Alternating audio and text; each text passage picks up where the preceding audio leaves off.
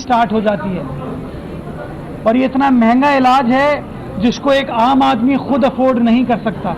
मुझे बताया गया ये महंगा इतना है कि प्राइवेट सेक्टर के इदारे इसको स्टैब्लिश करने में दिलचस्पी नहीं रखते।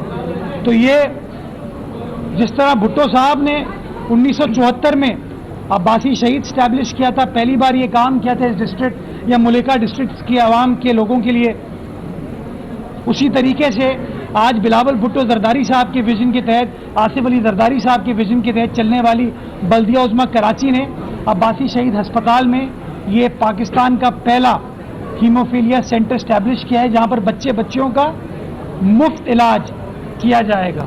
और मैं चाहूँगा मुखय्यर हजरात से भी,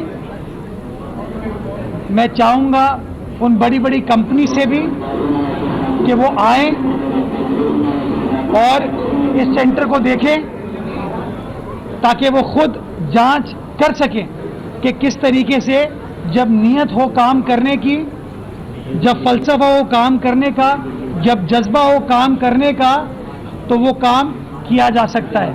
मैं जहां हीमोफीलिया सोसाइटी के जो और प्राइवेट सेक्टर के दोस्त हैं, राहील साहब मेरे बराबर में खड़े हैं, अब्बासी शहीद की इंतज़ामिया खड़ी है, उनको मुबारकबाद पेश करना चाहूँगा। उसके साथ साथ मैं पाकिस्तान पीपल्स पार्टी के एक जियाले डॉक्टर अजमतुल्लाह लुंड को खिराज तहसीन पेश करना चाहूँगा।